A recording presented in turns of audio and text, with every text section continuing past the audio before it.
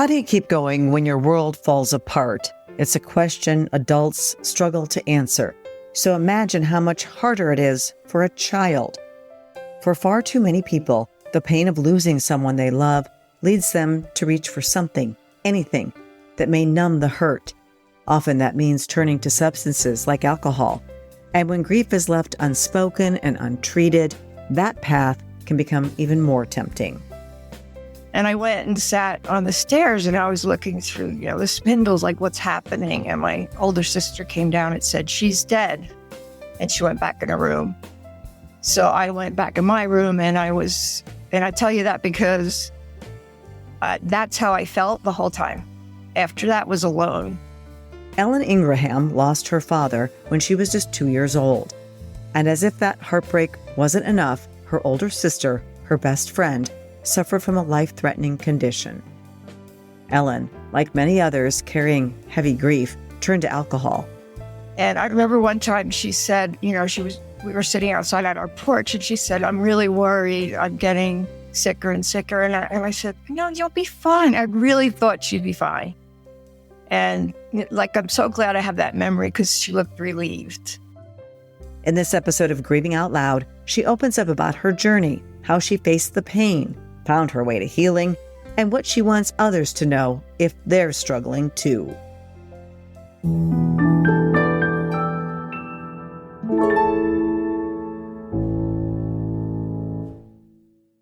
Well, Ellen, welcome to Grieving Out Loud. Our paths have crossed before because we've both worked in the same sort of advocacy space. You've worked for an organization that's been working to raise awareness about the overdose and fentanyl poisoning crisis, just like we have. And you have a personal connection to all this and that you have suffered from substance use disorder.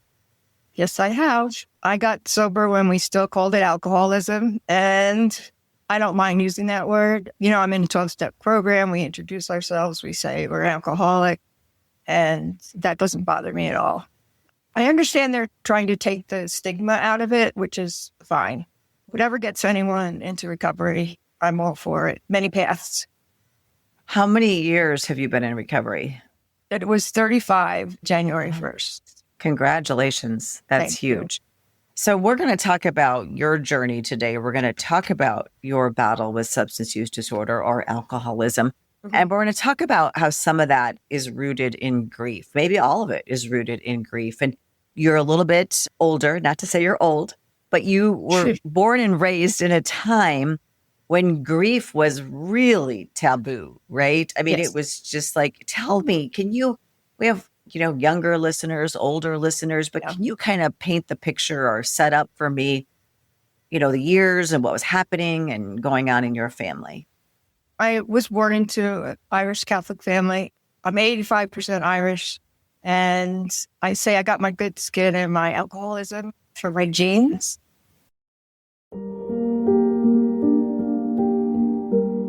A lot of Ellen's life circumstances could also have led her to battle with substance use disorder. Her early years started off happy, but then her dad died when she was 2, leaving behind 3 daughters, including Ellen. My mom remarried when I was 6 to Jim Dooley. So my mother's name was Margaret Mary O'Mara O'Connell Dooley. And he was a lovely man. I called him Dad on the way home from the wedding, apparently. I asked him if I could call him Dad. Oh, you were lucky. You were lucky. I hear horror stories sometimes about step-parents. I know. So. Oh, so blessed. He was a good provider. He was an attorney. And, we had a really nice life.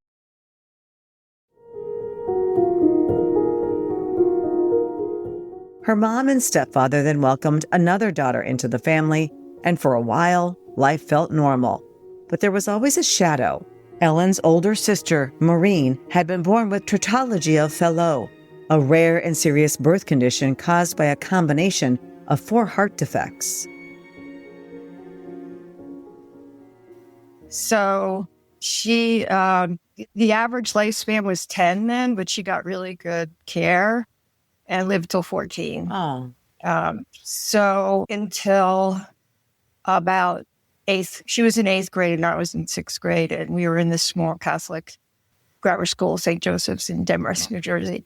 And she couldn't go to school anymore. So she was we called it tutoring back then, not homeschooled. And our bedrooms were upstairs, and she was getting to the point where she couldn't walk up the stairs. So I would I would give her a piggyback ride up the stairs when we went up to bed or whatever. And I also felt very much like a caretaker for her. She would throw up a lot, and I asked her what I could do to help her, and she said, get a glass of water and a washcloth.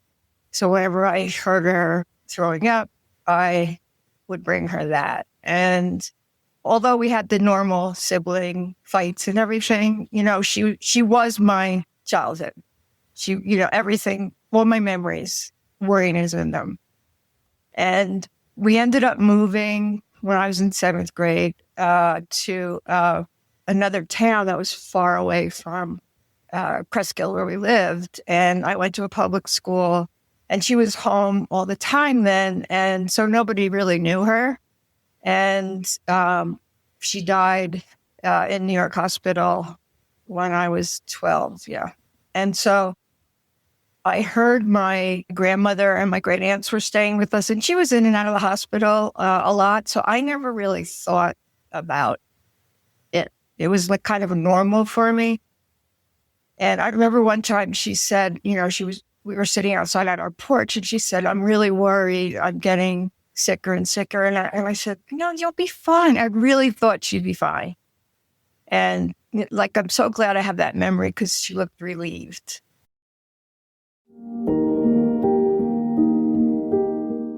Ellen still very vividly remembers the day when she was 12 years old and learned that her sister, her best friend, had died. She got worse and worse. And so that day, I heard the phone ring, and I heard my grandmother and great aunts, kind of cry out, and they were sobbing, which was not typical in our family.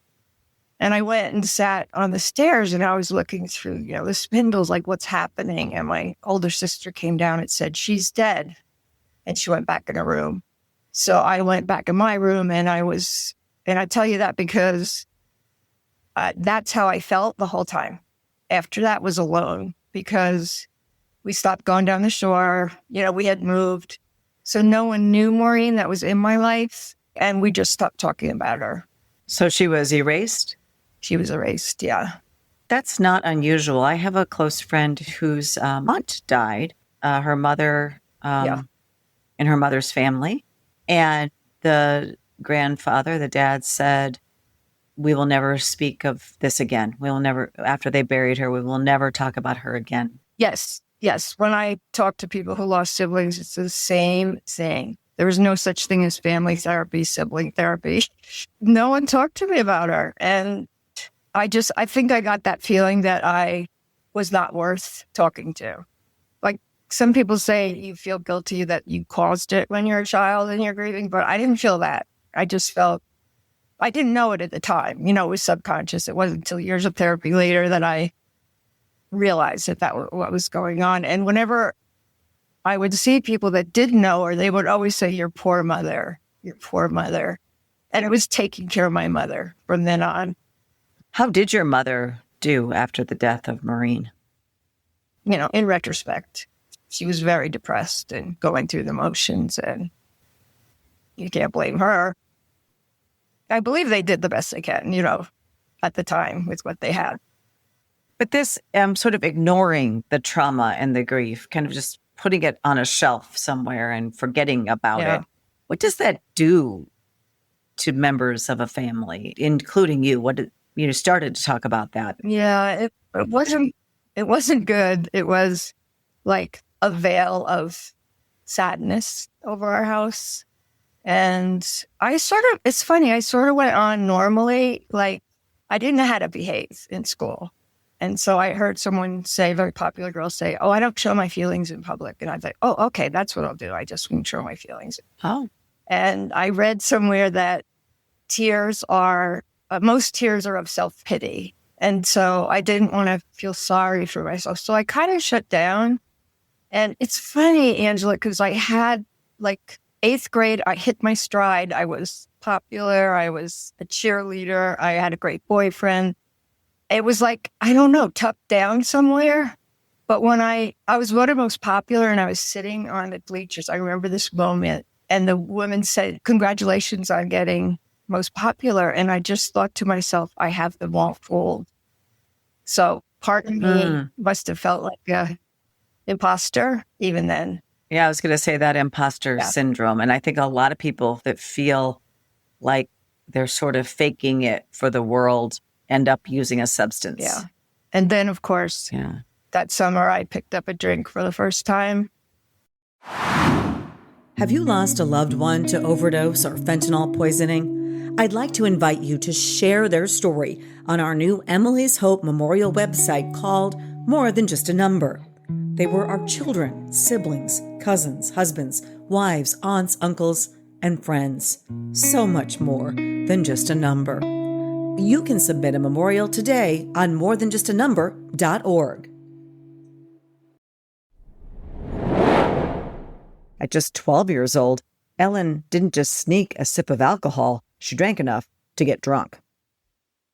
I got drunk at my uncle's wedding when I was 12, and they had to barricade me in the bathroom. Oh my gosh, that's unusual behavior, isn't it? I don't know. I was back in this, we were at a country club. I was back in this screened-in porch, and they were bringing all, the champagne left in the glasses, and I decided to drink it all. And then I went out and told the priest that I loved him. And he brought me to my mother and said, Mrs. Dooley, your daughter is drunk. And they all thought it was funny. So, yeah. Oh. So it was just sort of like, ha ha, ha ha. And did you have immediate reaction to the drinking? Do you remember what you thought? Loved it. Loved it. Loved it. Right away. Yes. Right away. And I believe that our chemistry is different, addicts, and that we react differently to substances, and the feeling of euphoria is almost immediate and relief. So my life kind of went downhill from there for a while, but I functioned. I didn't do very well in high school, but I went to college, got a nursing degree and worked as a nurse for a few years. So you were working in the medical profession. Did they ever cover substance use or alcoholism in the medical profession when you were, training or working? Oh, when I was training, we had to go to 3 AA meetings. And I knew even then that I was going to end up there. In fact, in 9th grade, they had something about alcoholism. And I knew then I have this, but I'm going to control it. I'll be in control because I wasn't a daily drinker. I didn't get drunk every time I drank, but once someone asked me when I came into the program, if you could have gotten drunk every time you drank, would you have? And I'm like, absolutely. I wanted oblivion. Do you think you were seeking that oblivion because of buried grief and emotion? You learned to not show your emotions. And is that why? Or do you think it's a combination of factors? I think it's nature, nurture. I do believe that when I look back on 7th and 8th grade, the only thing I could think of is that children grieve differently, and I was a child. Mm-hmm. And when I started becoming an adult, I, developed a severe anxiety disorder. And so I was medicating myself with alcohol. And do you think you developed that anxiety disorder because of the drinking? Because I think, what we know now about these substances on the developing brain, you started so young. Yeah. I think it was a combination of unresolved grief. And, I have trouble today saying that was trauma. I don't know why. Maybe because it wasn't addressed at the time. I really don't know why. But when I think of other people's trauma, like being abused or some of the awful stories you hear, I think that's trauma. What I had wasn't trauma.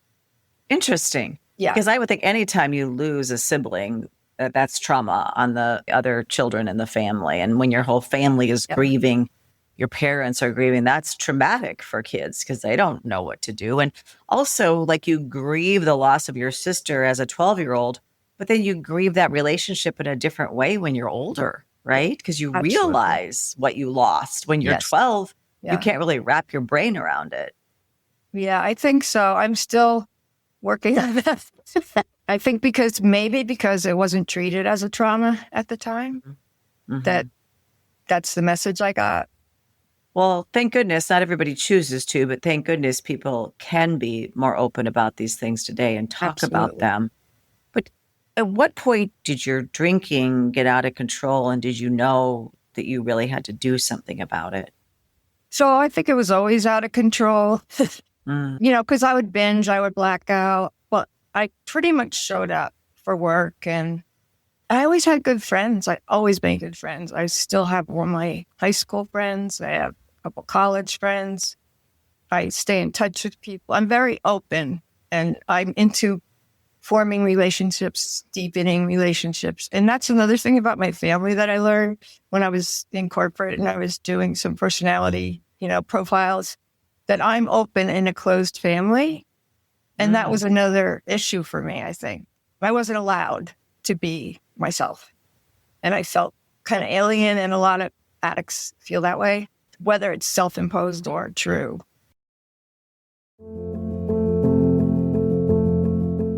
Despite her battle with alcohol addiction, Ellen continued to work, first as a nurse for 4 years, and then in pharmaceutical research. So then I got a sales job and I met my husband. I was drinking this whole time and we were married. And a year and a half into marriage, we started trying to have a baby. And I was really excited, Angela, because one of the things about addicts is, that I think we share is self-hatred, just hate ourselves. Like I never thought someone would love me enough to get married, or I never thought I could have children. And I was really so sad about that, but covering it up like, I don't need a man. I don't need to get married. I never had a relationship, a long-term relationship. Where did the self-hatred come from, do you think? Because you mentioned, you were in a loving home. I mean, while your mother may have been depressed after your sister died, Yeah. sounds like she was a good mom and you had a good stepdad. And so where do you think the self-hatred came from? Well, I did get bullied a lot, but also I just think it's from the drinking. So the addiction itself, Yeah. it's sort of a trap, right? You Yes. start hating yourself because you're drinking, Yes. because you're using something isn't healthy or good for you. Part of you knows that. Yeah. Oh, yeah. I knew it. Yeah. And then you start to hate yourself because you're doing it anyway, because by this time it is a disease of the brain. It's taken over your brain. Yeah. But then you start to hate yourself because that makes sense to me. Yeah. Yeah. Yeah. It also started having a weight problem, which, is another addiction, like a food addiction. But, it was a medication. Sure. And so I've struggled with that since I was in high school. And when I would gain weight, my old boyfriends would make fun of me. And, just a lot of negative feedback. And then I'd lose weight and I'd get another boyfriend. And, I just started feeling I'm only valued when I look good. That's, I'm sure most women. A lot of women, right? And so then you wanted to start this family. You were married. Somebody did love you, right? Your husband loved you and you wanted to start a family. Yeah. What happened then? So I didn't know whether I was pregnant, and I drank, and I was standing in the kitchen and I was pouring some alcohol in a glass and drinking it and pouring in glass. And I was like, I don't even want to do this. Why? What? And I was so depressed and befuddled. And I called an old friend, Georgia. I had met through a friend in high school. Out of the blue, I called her and she told me she was sober. And I started crying and saying, I think I have a problem. And she's like, whoa, that's not why I told you. And I just think she was my first guardian angel that my higher power put in my life. And I went into New York and went to a meeting with her. And that was January of 1990. And I haven't had a drink since. So you just stopped after that point. You started going to meetings. You never went into any kind of treatment facility. You just went to meetings. Yeah. That's amazing. Yeah. That worked for you. That worked for me. While Ellen was able to find sobriety through Alcoholics Anonymous meetings without going to a treatment center, she says the journey was incredibly difficult. Yeah, one of the reasons I never drank again is I didn't want to go through early sobriety again. It is so awful. The feelings that you get are so out of proportion to what's going on around you, because like someone told me, the first death in sobriety is like the grief of all the deaths that have happened while you were drinking. Like I used to say, the feelings like bigger than the house, the town, the universe, and you think you're going to die. And one of my sponsors said, it's the death wave. It's like a tidal wave of pain that you think you're going to die. And you just have to walk through it. And then the next wave might be that big in the next wave, but eventually you get to the lasagna noodle of life. Doesn't mean that you're not going to get hit with the tidal wave again, but one thing, when you get through early sobriety and you don't use mind-altering substances to stop that kind of pain and anxiety, it's made me feel like I can get through anything. Yeah. Because you've learned to manage your anxiety in other ways. Do you still have anxiety? Once I had Maureen, well, I named my daughter after my sister.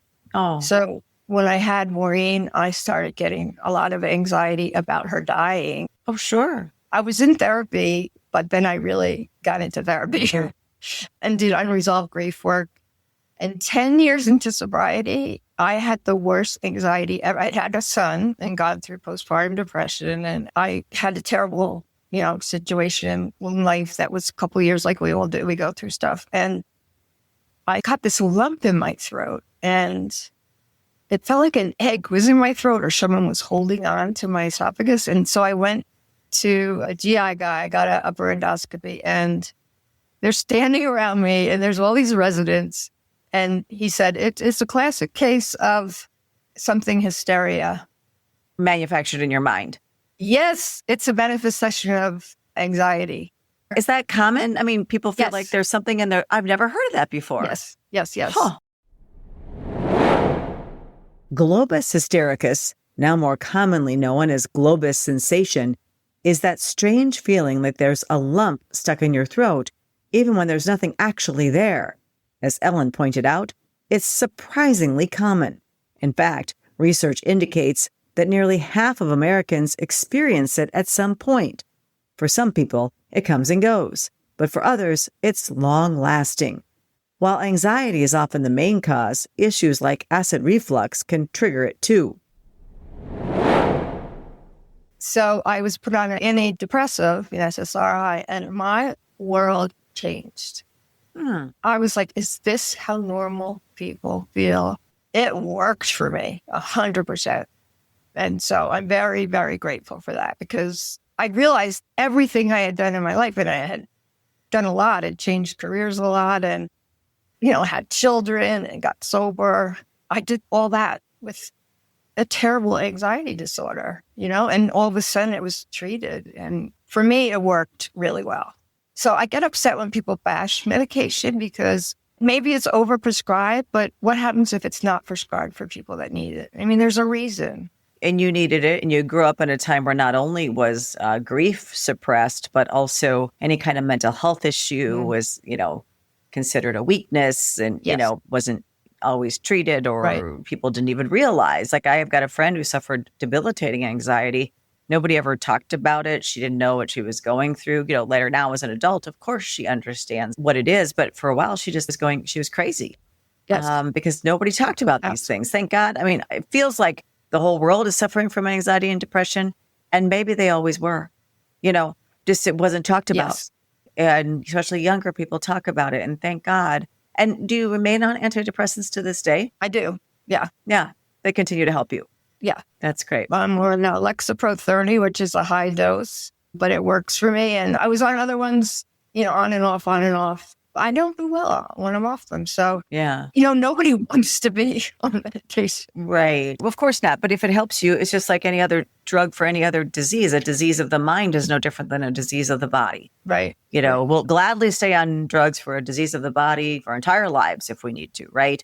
So if it's a disease of the mind and you need that, you need that. But I wonder if you wouldn't have turned to alcohol at all if you would have had an early intervention and been treated for depression and anxiety. Don't know.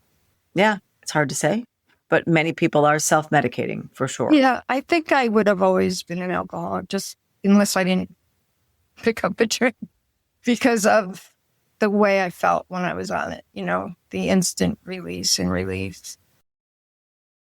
As one of the nation's strongest financial organizations, First Premier Bank and Premier Bank Card have the strength to do good. We support nearly 700 organizations and nonprofits. Our employees give more than 30,000 volunteer hours annually. And we are continually seeking ways to make South Dakota an even better place to live. It's the Premier way. First Premier Bank and Premier Bank Card.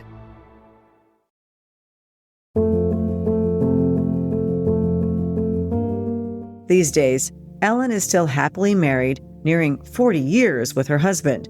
They've settled into a small town in Colorado where jobs in the recovery field are hard to come by, but that hasn't stopped her. She still finds ways to help, like chairing virtual meetings and staying connected with others in recovery.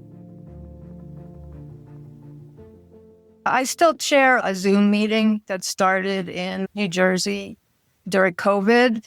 We kept doing it for people that are immunocompromised or just to hit a meeting. So I chair that every Tuesday. And it's nice because I have that New Jersey connection still because I spent 30 years there sober. I support a lot of women. I do nonprofit work now. And I tell people I'm sober. You can't break your own anonymity, right? I could tell anyone I want that I'm sober in a 12-step program. I think one of the feelings is that that's a lack of humility.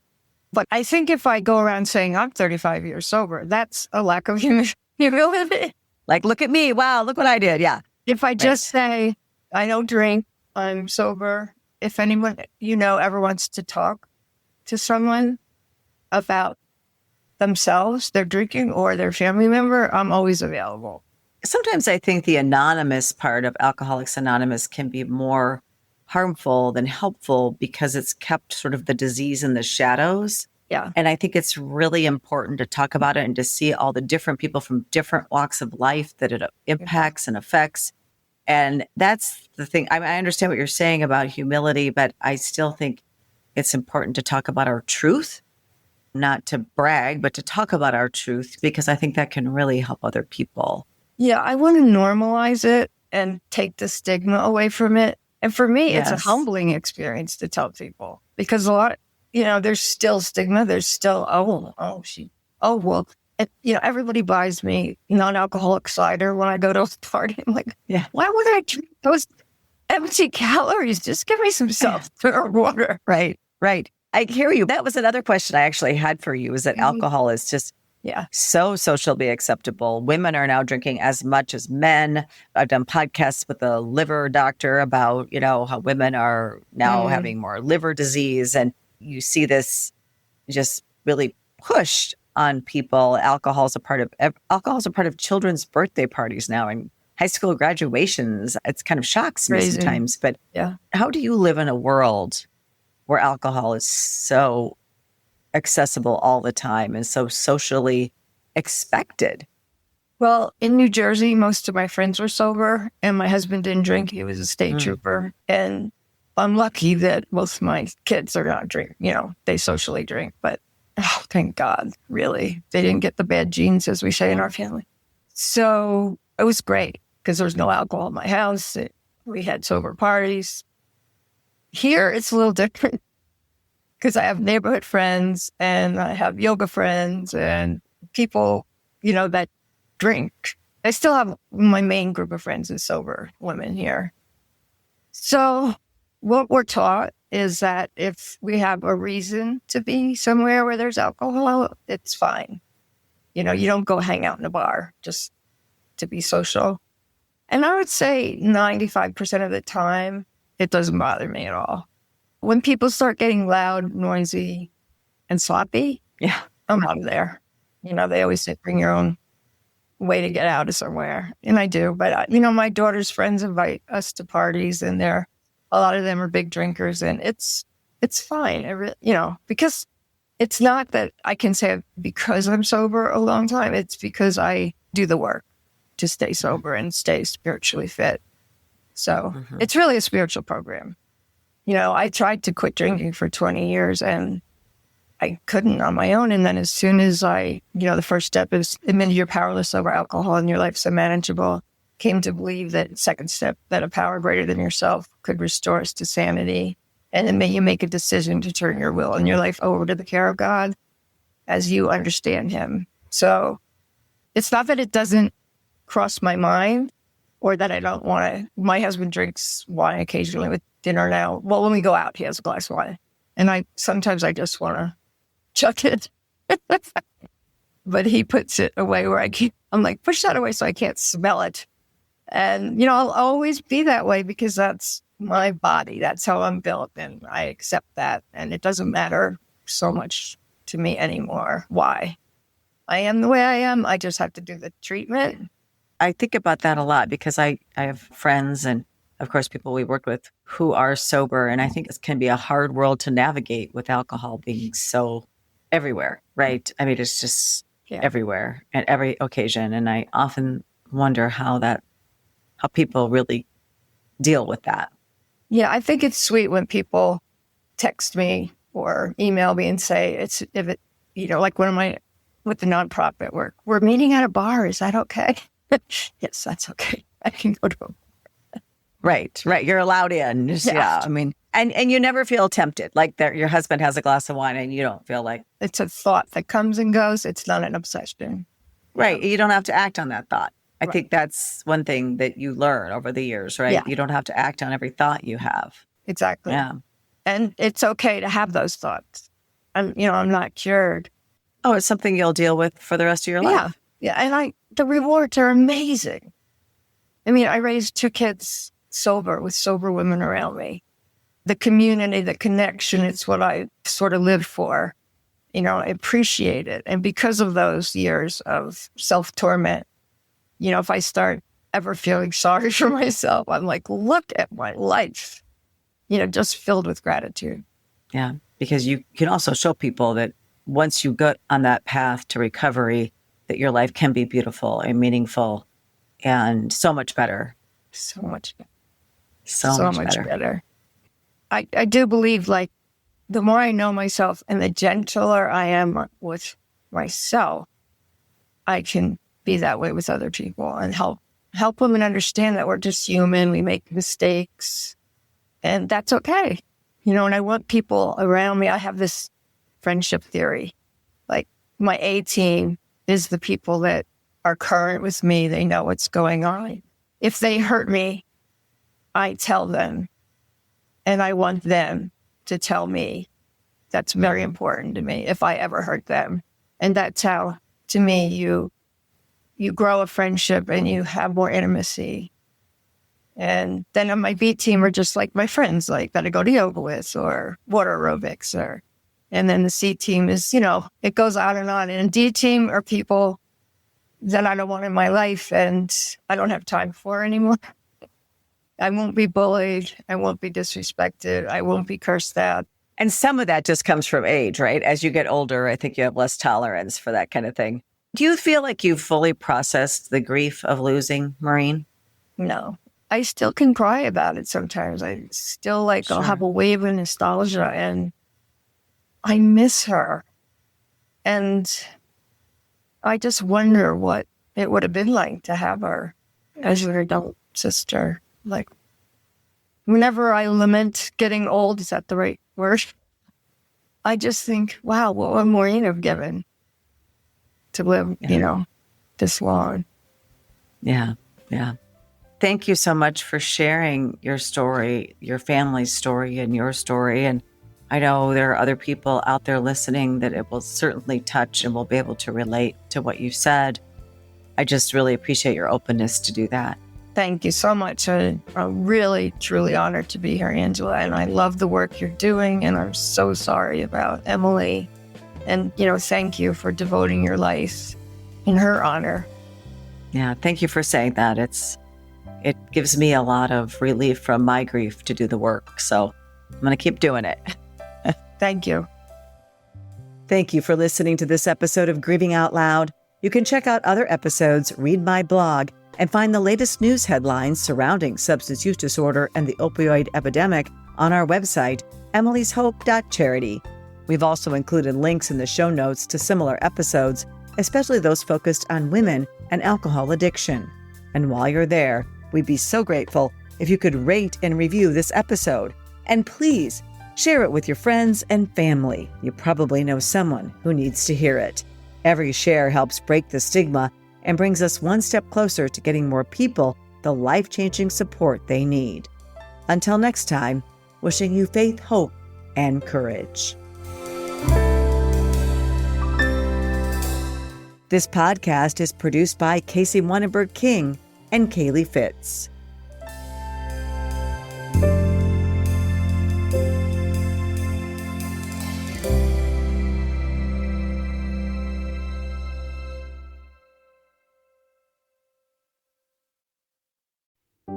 Are you ready to protect the next generation from the dangers of substance use?